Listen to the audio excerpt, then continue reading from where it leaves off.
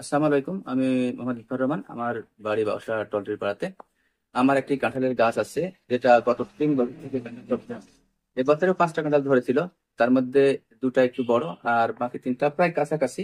কিন্তু যে দুটা বড়, সে দুটা হচ্ছে ওজন হয়েছে দুটারই 33 কেজি করে।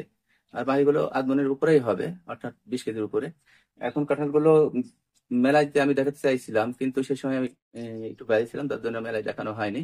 যেহেতু মেলা শেষ হয়ে গেছে, তাই আমি কৃষি অফিসকে, বাঘা কৃষি অফিসকে বলেছিলাম, একটু মেসেজ দেওয়ার কারণে বলেছিলাম যে আমার একটা কাঁঠাল আছে গাছ, যেটাতে কাঁঠাল ধরতে অনেক বড় বড়। আপনি একটু যদি দেখে যান।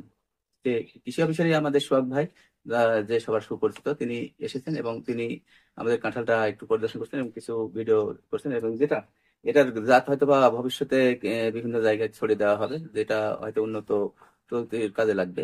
সেই হিসাবে কাঁঠালটা পরিদর্শন করা। আর গাছটা ছোট, কিন্তু কাঁঠাল অনেক সুস্বাদু, যেটা অত্যধিক মিষ্টি। এবং গাছে যে কাঁঠালটা ধরে সেটা অনেক লম্বাই বড় হয় এবং ওজনে অনেক বেশি। গাছের বয়স বেশি না, বা গাছের এবার দিয়ে 3বার ধরছে, অর্থাৎ গাছের বয়স 5, 6, 7 বছর হবে।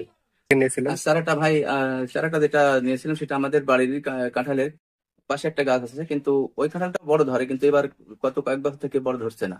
কিন্তু ওইটারই জাত এটা, যেটা আগের সাথে মানে অনেক বড় কাঁঠাল আসতো এটা।